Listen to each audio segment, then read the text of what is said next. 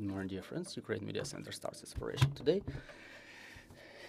It's been 3 years of the full-scale invasion started by Russia against Ukraine. The configuration of the participants of the parties to this war is changing. Within the latest weeks, we're observing the changes in the partnership map, but some things remain unidentified from the very beginning. For example, the role of China in this war.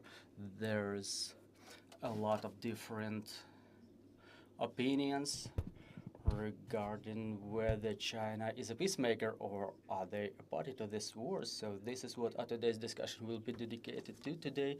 And the topic of our discussion is how China invests in Russian-occupied territories of Ukraine. Today we will discuss an investigation by Realna Gazeta.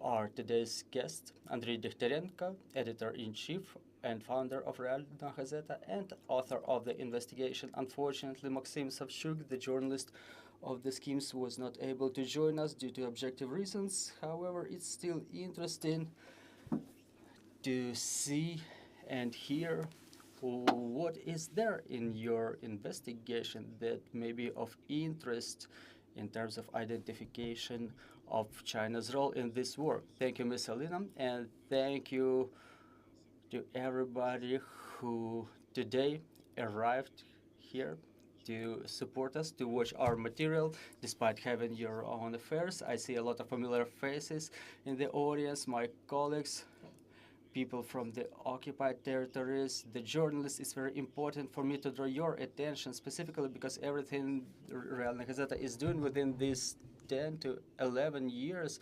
Yeah, it's been 11 years since we left the occupied Luhansk. So it's the attempt to survive as a media, and our main mission is to keep those processes, those events in temporarily occupied territories in focus, to take all possible efforts to bring back both people and the territories, and to a certain extent all of the processes to make sure they all become a part of Ukraine again. And it's important in our work to continue such investigations because some things that are happening, they are being concealed by the fog of war, which is added by the fog of occupation. It's difficult even to search through open sources for us because we are being blocked. Different Russian websites and social networks are being blocked in Ukraine, among those which are pretty widespread in temporarily occupied territories. And one of the processes that we are going to discuss today is the commercial presence of third countries in the territory which is temporarily occupied by Russia, partly from the year 2014, but today we are exactly going to discuss the presence of Chinese commerce in the territories that were occupied starting from the year 2022. So what is it about?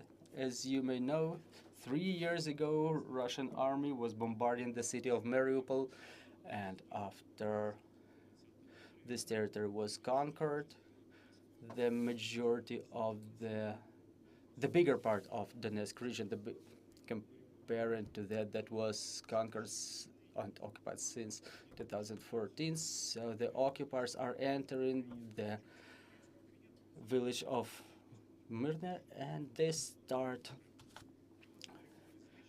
repairing the Karansky Quarry. So Mariupol is destroyed, all of the villages around are destroyed, and occupiers are having an urgent need to start the immediate reconstruction. And our investigation was about Russia, who was attempting to imitate its omnipresence in temporarily occupied territories, is unable to do such reconstruction, and to do that they basically need the third party. So I suggest we take a look at the beginning of our investigation. It's posted in the YouTube channel of Realna Gazeta. We will make a small presentation up to 5 minutes. It has subtitles in English language, and then I'll continue.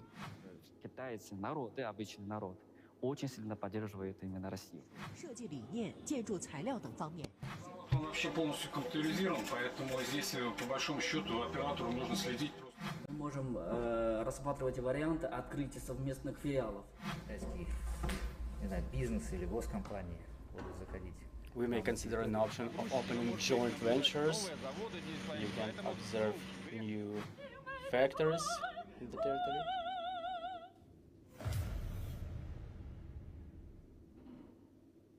Китайські фірми активно займаються Chinese промисловим companies are бізнесом в окупованій actively частині involved Донецької in області commercial України. activity in Вони occupied з нуля part of створюють Donetsk фабрики з region. They видобутку та build виробництва factories будматеріалів, щоб from допомагати scratch Росії to швидко help Russia відбудовувати знищений quickly нею ж rebuild Маріуполь та прокладати Mariupol, дороги which was для destroyed військової by the техніки, same яка Russia, їде на and to фронт build new roads російсько-української for війни.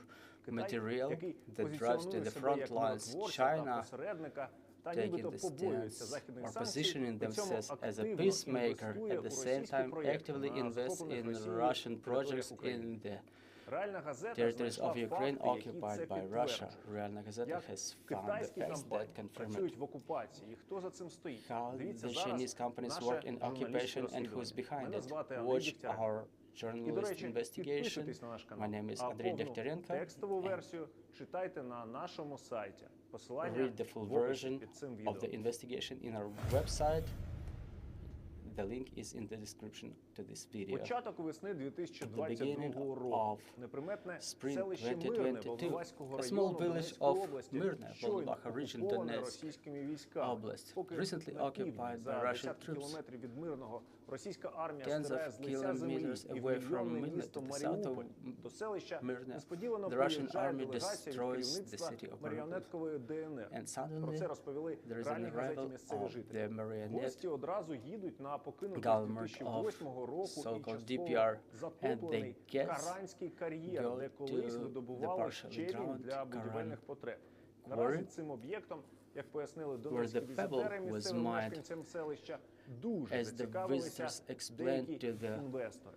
locals, some investors are very interested in development of this quarry. So who were those investors was our task to identify. And there was a post in Telegram, in the Telegram channel of the so-called Prime Minister of DPR, Yevhen Sontsev. He was shown in this video like in semi-military uniform. So he wrote that DPR entered into investment project with two Chinese companies. I started investigating it. I've checked everything that could be found in open sources. What's interesting, I've come across our Center for Countering Misinformation that was saying that the occupiers are proclaiming that they start investment project with the Chinese, but there are no confirmations of it, there are no proofs. So I was curious whether there are really such projects in place. And we were able to identify that the companies that were named by Mr. Sontsev, John Sin, Arma Construction Co. Ltd. are two companies from Henan province that are involved in business related to the supply of the equipment for factories, construction factories that manufacture industrial concrete and pebbles. And around this Karansky Quarry, very quickly, within 2 years, 2 new factories were built, plus an old factory was recommissioned that was idle since 2008, not so far from the village of Myrne. And thanks to our colleagues, international journalists, I was trying to coordinate it with them because I can look through Russia, through China. I have enough skills to search it, or I mean occupied territories, but it will be difficult for me to search through China. And I was told what were the social networks existing there, how to properly translate the web pages, and we were able to find documents that were showing information about the import from those companies to Russian Federation, Arma Construction Ltd. and Johnson Construction Ltd. were supplying the equipment for those grinding factories and cement manufacturing factories. They were going for different companies in Russian Federation. However, we've noticed that one of the biggest customers, quote unquote, was Karansky Construction Factory and Karansky Quarry that is located in the Rostov region near the border with Donetsk region. So we made an assumption that probably that facility was not final, and really partially the equipment from that Karansky Quarry, Karansky factory was then sent over the state border of Ukraine to temporarily occupied part of Donetsk region and ended up in this village of Myrne in this Karansky Quarry. And really, we've seen that a couple of months after the supply of this equipment to Karansky factory in Rostov region, no new facilities, no new factories, no new production lines were built in Karansky factory. We didn't find any proofs of that. However, the people from DPR started actively demonstrating those new factories without saying that it was made for Chinese money, that it was made thanks to Chinese investments. Just the other way around, Pushilin was saying, look, Russia has arrived. Well, Mr. Andrii, then I'm having a question. Look, you were following this case, but do you think that this case is unique, or you see any other activity on part of the Chinese companies in temporarily occupied territories? Can we safely state about some trend of Chinese commerce entering temporarily occupied territories? Well, we didn't find any factual proofs about other companies, but the statements about the meetings of the officials of the occupational administrations with Chinese businesses representatives, they are abundant. For example, there were different forums this summer during which the representatives of DPR, so-called DPR, and Chinese businesses were meeting. However, we don't have any proves that they were able to launch any projects in the territory of temporarily occupied Luhansk region. And in the same way, Sonsa was attending a construction forum in Harbin, where he was meeting a large government-controlled construction concerns. And we really would like to see any reaction on part of the Ukrainian government and international community about those companies that we've described in this video to prevent big Chinese corporations from entering the temporarily occupied territories, because those Chinese corporations, for example, company Genertex, were subsidiaries of whom the DPR, the so-called DPR officials, were holding negotiations. They have hundreds of billions of money, thousands of employees. Those are the companies that were building Olympic facilities around Beijing from zero. I really wouldn't like the Chinese business to enter the temporarily occupied territories so deeply, because those big Chinese businesses are going to lobby the interests of Russia during international negotiations and influence the resolutions of Chinese government. So are you planning, or have you handed over the results of your investigation to any government officials or any foreign partners? Well, we are the citizens of Ukraine. I think that Ukraine is supposed to react. I provided this information to MFA. They were supposed to attend this meeting, this presentation, but you see what's going on, Trump and stuff, so I think they don't really have enough time to develop any joint position about China, because the situation is not stable with the United States. I mean, I've handed over this information to MFA and Security Service of Ukraine, to those people who prepared documents on sanctions, and we really hope that it's going to happen. Well, all right, but are you going to continue the investigation to identify any more facts, or is it the final of this investigation? Is it your final point where you're going to stop? Well, basically, one of our colleagues in this scene was supposed to be Maksym Savchuk from Scheme Project. We work a lot with the schemes as Realna Gazeta, and this year we've made a joint investigation about the former People's Deputy Natalia Korolevska businesses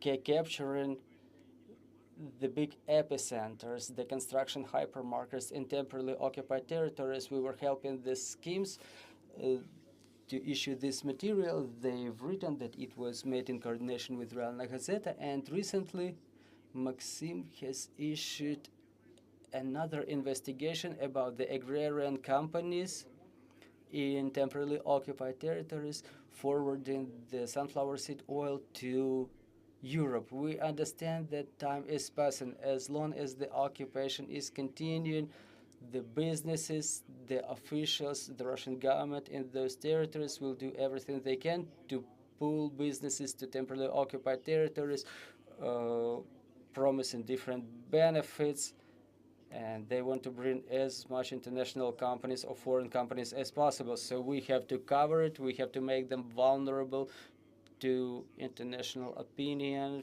for future sanctions to prevent this process. This is our intention. So I would like to continue this work. We have an idea to launch a second episode about China, because we have to verify other statements, other meetings with the Chinese companies. By the way, I've sent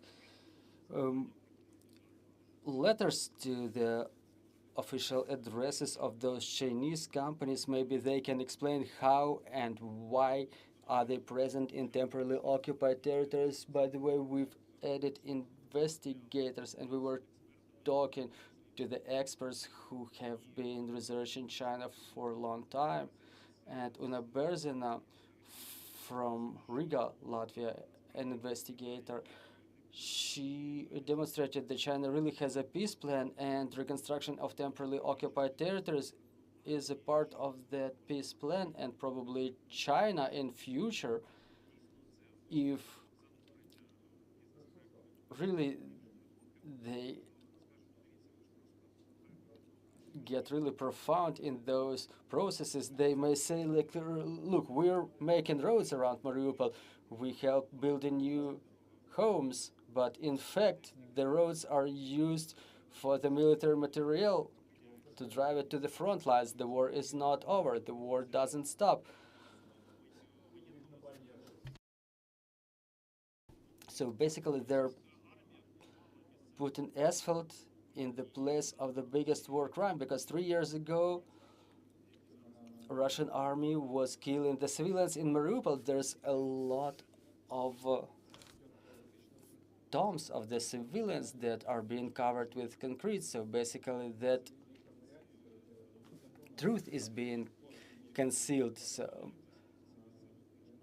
I'm not even talking about the newly constructed buildings where the local residents are not allowed to dwell. So the Russian Federation provides beneficial loans for Russian citizens, and they don't allow the locals in. So your idea is to bring that involvement of China to the surface, to make them sanctioned. Well, do you see any other plans of further investments on part of China? Well, to say that it's known to me as a person who's sitting in Kiev in coordination with my colleagues who may verify the information from occupied territories. As journalists, I don't think we have a lot of tools to do more, but it's desirable that the government structures who see this investigation coming to make sure that they have information that they can use to somehow influence this situation. We would like to influence it because it really hurts us. I mean, I hope to come back to my homeland, which is currently occupied, but we need this topic to make a difference to the others, because if they stay indifferent, our work just doesn't make any sense. Those facts that they bring new money there, that they do some construction there, we've verified that it's a fact. But whether it's important or not to the others, we see the politicians in the international arena using less and less objective facts and more using their desires. And I'm not sure that in conditions like this we would be able to achieve it, but still we have to continue doing it. I think that if there are values, we have to stand for them, to stand for the truth. Well, after all, what we're doing is being done for history. We may say that in February 2025, there were publications issued that Chinese companies are present in temporarily occupied territories. Now it's a verified fact. I think that it will be mentioned in the history textbooks. Well, thank you very much for this holistic presentation. There will be a link under our online broadcast for all of the spectators. All of the spectators will be able to see the full version of the investigation, to make their conclusions. And now I would like to ask whether we have any questions on the floor. If, dear colleagues, if you have any questions, please raise your hand, name yourself, and ask your questions.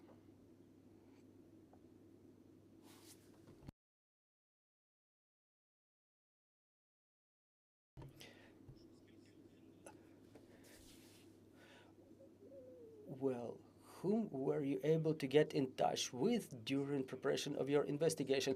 Thank you for your question. Well, I've already said that we've shot emails to their email boxes. We've done it to fulfill all of the standards of the investigation. We didn't really hope to get any answers from them. So look, whom we shot emails to, those two companies, AMA Machinery Construction Co. Ltd. and Sin Ltd. Those are the companies from Henan province who were supplying the equipment, and another person whom we sent emails to two of their business emails. One is the Southern Federal University in Rostov-on-Don, because that person works as a professor associate professor in that university, and another one is a civil organization, Chinese and Russian Center for Cultural Cooperation. That organization is headed by Zhang Xinwei on Chinese part. He is the head of not only this organization, but also so-called Chinese Brotherhood in Rostov-on-Don. Yevhen Sontsev was meeting him. You will be able to see the video of them talking. He is originally from Henan province himself, but what's interesting, he was one of the first foreigners to win the contest, so-called Leaders of Russia. That's a government contest overseen by Sergei Kiriyenko, deputy head of administration of presidential administration of Russian Federation, one of the people responsible for the development of temporarily occupied territories. And what's interesting, Yevhen Sontsev is the graduate of another incubator. Sergei Kiriyenko is overseeing the so-called governors school, the School of Efficient Policy, the School of Governors. So he was sent to DPR. He was made a prime minister. He's actually a businessman with a huge construction background, and his first steps in that office, he started making to bring more foreign investments to construction sector. He was meeting Zhang Xinwei, another graduate of those schools of Kiriyenko. and they've made this international collaboration. It was important for us to demonstrate how that process was built, how is it going on, how the Russians, the occupiers, are getting involved in this process, and we've identified all of the links of this chain. Do we have any more questions on the floor? Please name yourself. Valentina Troyan, Hromadske Radio, Mr. Andrii. Well, have you been talking to the embassy of China in Kiev? Maybe there is a necessity to irritate them a little bit. No, we're actually never addressed the embassy. Well, let me explain why. For me, there is no task to accuse China, like China is doing some bad things. We were not able to identify the connection between those two companies with the government of China. Those are private companies. But a whole different thing is that the occupiers are in negotiations with the government agencies, and it's important for us to prevent the arrival of government agencies. We should put a stop for them, because private companies like the experts, like Volodymyr Ohryska, the former Minister of Foreign Affairs of Ukraine, he thinks that without the sanction of Chinese government, they wouldn't have been able to establish business ties like this. We've handed over information to MFA. Their representatives should have been present here, but they were unable to arrive. Well, was it unexpected for your company to see that Chinese companies are investing in temporarily occupied territories so intensely? Well, as I was starting this investigation, I was thinking we would be able to demonstrate the preparation to further investment projects, and I was thinking we would be able to stop this process in its very beginning. But then you understand, as you finalize this material, there are 2 new factories built from scratch around the Karansky Quarry. And for those who originate from the Donetsk region, they can understand this quarry is one of the biggest taxpayers in the so-called DPR. And the so-called DPR, they've occupied a lot of territory since 2014. The mines are working there, the factories are working there, they've established other business ties. But this Karansky Quarry, that in fact was rebuilt at the expenditure of Chinese investments, it expanded its activity so intensely. The turnover is so high. We can see it in occupiers' propaganda video, how quickly they build the roads, how quickly they rebuild the apartment blocks, and that was a road around the Sea of Azov, and this link around Mariupol in part is the link of this huge project. We see huge amounts there, and I was not really expecting to see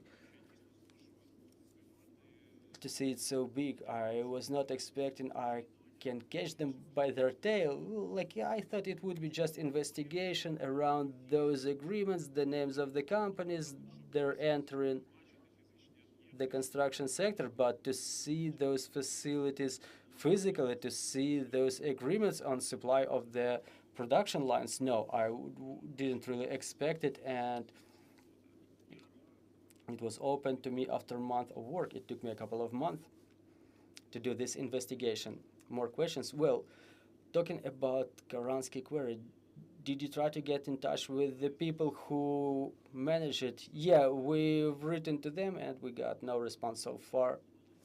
And you've announced there would be another investigation dedicated to this topic. Do you have any developments? Can you provide us with any more details?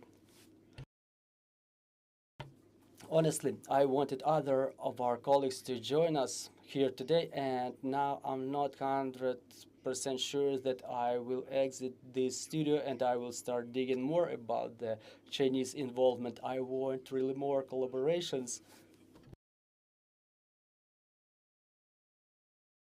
We've been working in temporarily occupied territories for a long time. We have people who verify the information about the work in the temporarily occupied territories. A small example, I was trying to write about Karansky Quarry, and I was trying to find people who still have relatives in that village of Myrne, so we had sources from there. I was verifying whether the factory was really operating, whether there were Chinese coming there. By the way, people were not seeing any Chinese there. It's Russians and the locals who work in that factory. We've identified that that factory was working in a couple of shifts, in a number of shifts, quite intensely. It was developing very quickly. But the locals, yeah, they know about the Chinese involvement. They were calling it jokingly the Chinese quarry. So it's all already proven, but I'm urging the colleagues to do more joint investigations. I think that it would be right. There was a material in Envy. I was inviting journalists here to discuss it with them because I want to do this work on a more of a systemic basis, and I'm urging you colleagues. I see a lot of reputable faces here, so let's do it together. Yeah, and don't forget to name yourself. Question in English. My name is Furukawa. I'm from Japanese newspaper Nikkei. Your focused investigation on China, what do you think of it as a possibility of involvement of other countries, something like Turkey or India? Is it a possibility, and do you have any plan to expand your investigation in other countries? Second, what do you think of the motivation of Chinese? Because China is all the time interested in infrastructure project in Ukraine, also agriculture. You mentioned about the possibility of agribusiness is also involved. And what about also the rare earths? It's a big topic now, and then according to the report, 50% of the rare earths is in the Russian occupied territory. Do you think it's a possibility? Thank you. Дякую дуже. Давайте все ж таки Україну. Thank you very much. Let me answer in Ukrainian. I've understood your first question completely, but if I fail to answer the second one, I will ask you to repeat your second question. So there are projects related with other countries, but first they don't enter the temporarily occupied territories. They just become parts of the supply chain, the links of the supply chain. So basically, the local businesses in the temporarily occupied territories that are somehow connected with Russians, they export their goods, the metals, to Russian Federation. Then they remake the documents there, or sometimes they don't do anything with those documents, and then all those resources are being sent to the third countries. When it comes to the coal, we know about Turkey. Turkey, unfortunately, keeps accepting the coal from temporarily occupied territories. We are aware of other countries. We may probably remember the investigation of our colleagues about the coal from occupied Luhansk region supplied to Poland and other European countries. And my colleague, Maksym Savchuk, who was supposed to join me here, he made a great investigation about the soy and sunflower seeds oil that is being supplied to European countries and to India. And your second question was about motivation of Chinese companies, right?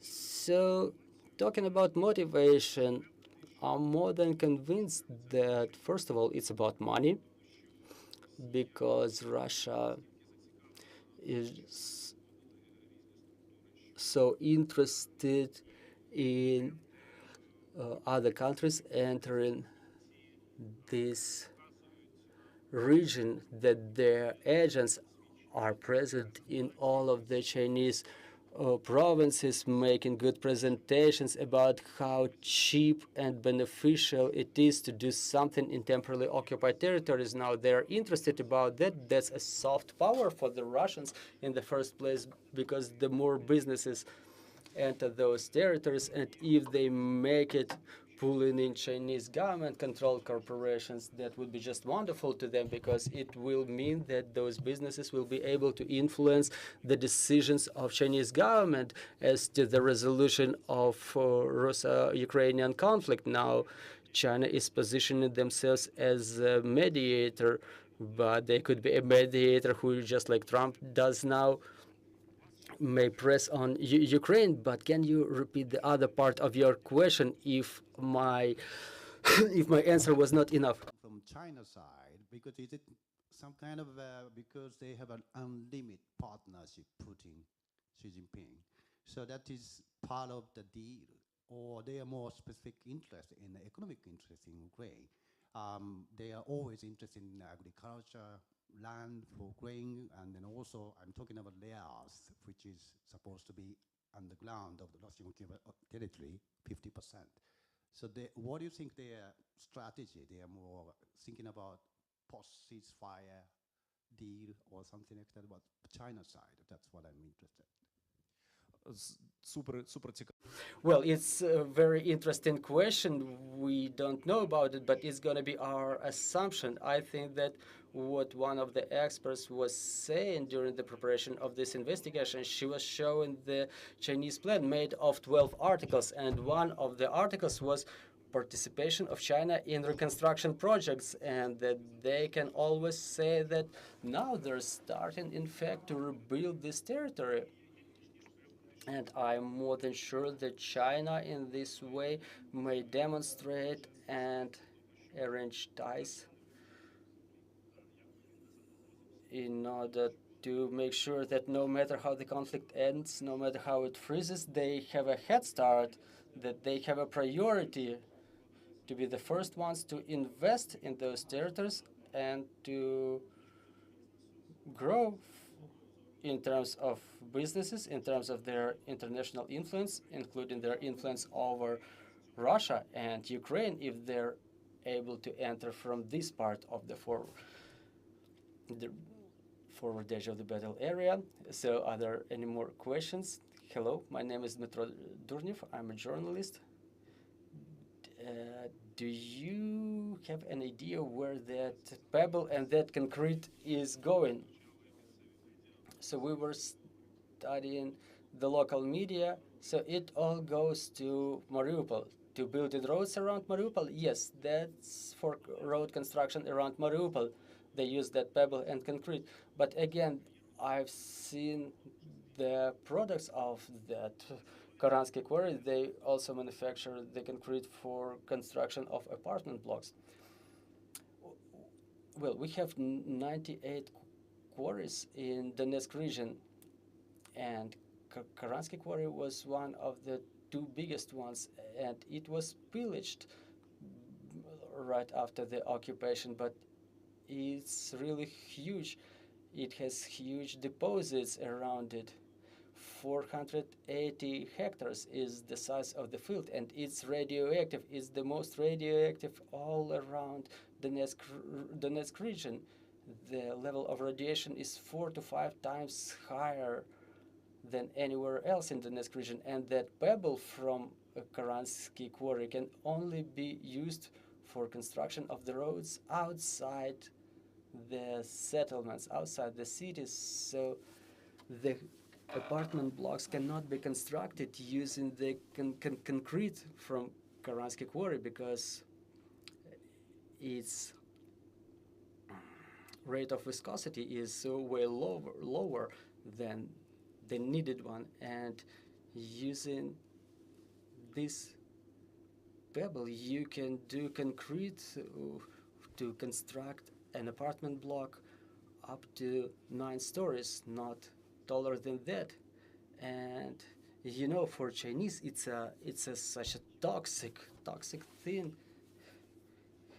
For example, from Karansky Quarry, another big one in Donetsk region, the pebbles from there were used to build the Ostankino TV tower, but when it comes to Karansky Quarry, the pebbles can only be used for construction of the railroad. For example, Russia doesn't need that radioactive pebbles. They don't use it in their territories. They have the same deposits near Voronezh. So there is some interesting thing about it. Well, that's really interesting. I was never told that fact. Not even the locals told me that it's radioactive. But what I can say, there were people coming from Tver to this Karansky Quarry, and we were seeing the delegation from Tver. They were heads, the governors of Russian. Oh, I apologize, not from Tver, from Penza. The governor of Penza was coming to DPR, like clad in paramilitary clothing. He said, "That's a cool pebble. We're gonna use it in Penza Oblast too." I have this video. I can show it to you. You know, well, the more radiation is in Russia, the better it is for us. So let's take a couple more questions and we finalize it. Lyubov Yakovets, Dear Ukraine. Mr. Andrii, the investigation was issued 10 days ago. Is there any response from the media, I mean, both in Russian or in Ukraine, in temporarily occupied territories, or any reaction on part of the government officials, not only in Ukraine or Russia, but also abroad, given the sanctions? And can your investigation potentially influence what's going on now in the context of negotiations between Russia and United States and China attempting to do something? Well, that's an extra complicated question. It doesn't really depend on us, but what I understand is that as you prepare the material, you expect the information silence to be around, and you drop an information bomb and everybody keeps writing about it. But there's Trump and MFA is getting our information and they're like, yeah, cool, we're going to respond, but not now. That was the talks that I was hearing. And I was sending that information to the special services. My colleagues responded really well. We are being referred to by a lot of people, are being added to different broadcasts. I had an address on Voice of America and Radio Liberty, and now the United States, represented by Mr. Trump, are talking about the rare earth metals mine. Putin was giving a press conference yesterday. He promised to give all of his rare earth metals in the temporarily occupied territories to the United States. And here I come with my pebbles. But thanks to Mr. Dmitro Durnev, who mentioned that it's radioactive, maybe that's going to be the most interesting part of it. But, you know, sometimes you do something, but people mostly don't care, but there is some effect. I want to thank my colleagues, investigators, who were saying, Andrii, you've done a great thing. That's the most important for me currently. You do something and you let it go, and it's unclear how it moves on. I think that this concept of one-dropper option, it does work. I think the Ukrainians have proved it. Every such investigation makes sense. It can be laid as a foundation for the new configuration of security in Europe. And we may take one last question. Well, Victoria Marchenko, Ukrainsky Radio. Andrii, did I understand it correctly that the Chinese are making investments in those factories, but is there a trend that they may involve their citizens to work there? And shortly we are about to see China populating the temporarily occupied territories. Well, probably, but we never found any proof of it. We cannot say about the things that we've never seen. I was trying to make this material as a classical investigation. I was trying to prove the facts. But again, I was getting in touch with the locals. I was asking them whether the Chinese were working there, and they say no, they do not. And we have the videos. But what's interesting, a Chinese delegation in September 2023 was coming to occupied Mariupol to see the process of reconstruction. And we start in the video with the Chinese singer Wang Fan singing on the building that the occupiers are building and the site of the bombarded Mariupol drama theater, where a lot of people died after the bombardment, and she was singing Katyusha on those ruins. And we've made an assumption that those Chinese bloggers in 2023 were not coming to see the city of Mariupol only, but because Karansky Quarry was built at the expenditure of their investments, the pebbles used in the construction of Mariupol, and to the 100% that all those things are connected. And we had a reaction that those were Chinese bloggers who came there. Why bloggers? Because it's something less serious. You know, the husband of this one fund, he was coming to DPR. Xiaoping, I think, not Deng Xiaoping, Zhou Xiaoping, I guess. So he's a Chinese political actor.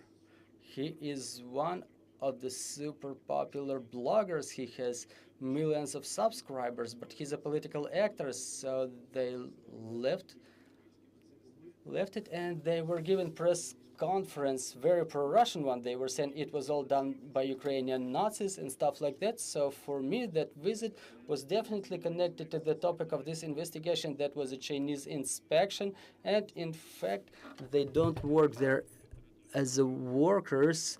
They don't populate the temporarily occupied territories, but again, with this mediator, Zhang Zhenwei, who is sitting in Rostov, who was organizing this investment project or was somehow involved. So his plan is to have higher educational institutions to accept Chinese students, because Zhang Zhenwei would make money on that. Realna Gazeta was making an investigation about Russia bringing the foreign students to temporarily occupied territories, and if status quo is preserved, Chinese students will be brought to temporarily occupied territories, and we will see not like Chinatowns there, but the places of like ethnic concentration, like this Zhang Zhenwei. He helps Russians to improve their UAVs, and the first Chinese who are coming to the higher educational institutions, they see that the Chinese are not numerous. We can bring more. We can bring infrastructure. We can build infrastructure for them, restaurants and stuff. If it starts with higher educational institution, the same is going to happen. That happens in Rostov-on-Don. If there are people from Luhansk, they may remember we had Institute of Confucius in our Luhansk Institute, and that's one of the possible areas where China may penetrate through the higher educational institutions. Thank you very much, Mr. Andrii. Let me remind you, we were discussing the investments of China in temporarily occupied territories. The author of investigation, Maksym Dikhtiarenko, the founder and editor-in-chief of their editorial. That's a really meticulous work you've done to protect the policy of Ukraine, to bring understanding about what we should do when we bring our temporarily occupied territories back. I think that during hard times when everything is unclear, it's important to keep important things in focus and to understand where we can move forward. We will be able to work with this, to work with the deoccupation, and such investigations provide foundation for such preparation.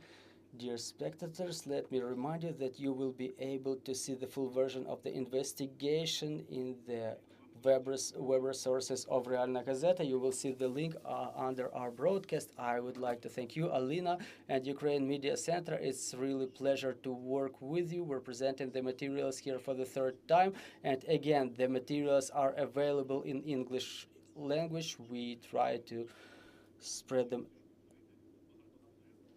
as intensely as possible. There's a lot of colleagues, a lot of investigators. Let's do these materials together. let's make sure that despite this fog of war, we are still able to informationally penetrate those territories. Thank you.